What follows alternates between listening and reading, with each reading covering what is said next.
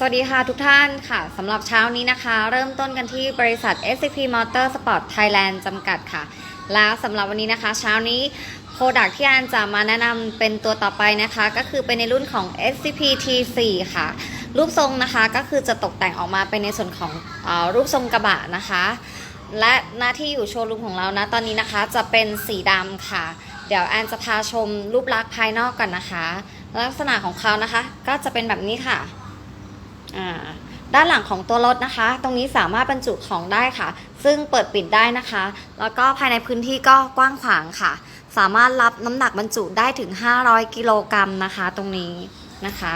อันนี้มองจากรูปลักษณ์ภายนอกด้านหลังนะคะค่ะก็จะเป็นระบบแมนนวลนะคะตัวนี้2ประตูค่ะเดี๋ยวเริ่มต้นนะคะด้านในนะคะของเราสามารถนั่งได้ทั้งหมด4ที่นั่งเลยค่ะเพื่อนๆนะคะพวงมาลัยก็คือบังคับทางด้านซ้ายนะคะเนื่องจากว่าเป็นตัวสินค้านำเข้านะคะค่ะเดี๋ยวให้ดูภายในค่ะด้านหน้านะคะ2ที่นั่งนะคะแล้วก็ด้านหลัง2ที่นั่งค่ะตรงนี้นะคะกว้างขวางค่ะไม่ต้องห่วงเลยค่ะนี่นะคะค่ะแล้วก็เดี๋ยวเริ่มต้นส่วนของการเปิดนะคะพวงมาลัยนะคะภายในนะคะหน้าจอนะคะก็จะมีการบอกในส่วนของตัวความเร็วนะคะสำหรับตัว T4 นะคะรุ่นนี้สามารถ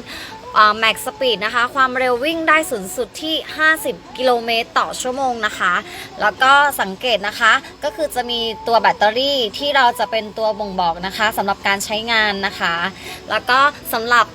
SCP T4 รุ่นนี้นะคะวิ่งได้ไกลสุดนะคะอยู่ที่100กิโลเมตรค่ะต่อการใช้งาน1ครั้งนะคะสำหรับการชาร์จเนี่ยก็จะอยู่ที่ประมาณ 6-8 ชั่วโมงนะคะภายในโครงสร้างของรถนะคะต้องบอกว่าเป็นฟังก์ชันการทำงานของรถกอล์ฟค่ะเพียงแต่ว่ามีความปลอดภัยมากขึ้นนะคะเพราะว่าตัวผลิตภัณฑ์ของเราเนี่ยทำมาจากเหล็กนะคะแล้วก็สำหรับภายในรถนะคะตรงนี้ก็คือสามารถฟังเพลงได้นะคะเชื่อมต่อจาก USB นะคะตรงนี้ค่ะภายในก็จะติดตั้งตัวพัดลมให้นะคะซึ่งถ้าถามความเย็นเนี่ยต้องบอกว่าโอเคเลยค่ะกำลังดีถ้าเพื่อนๆสนใจนะคะตัวนี้เหมาะที่จะวิ่งใช้งานตามพวกสวนยางพาราตามไร่นาตามทุ่งนาหรือว่าเพราะว่าเดี๋ยวแอนจะให้ชมดูภายนอกของตัวรถอีกครั้งหนึ่งนะคะระบบก็ไม่ยากเลยค่ะเกียร์ถอยหลังนะก็ไว้ง่ายนะคะเป็นระบบถอยหน้าถอยหลังนะคะจ้ะเดี๋ยวจะค่ะตัวสีเขียวนะคะก็เป็นในส่วนของตัวช่องลมระบายอากาศนะคะค่ะไม่นี่เลยนะคะนั่งได้สบายค่ะเพื่อนๆ2ที่นั่ง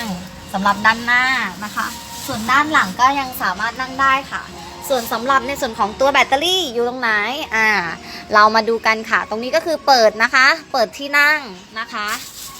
ค่ะเปิดเบาะออกมานะคะแบตเตอรี่ของเรานะคะก็จะบรรจุทั้งหมด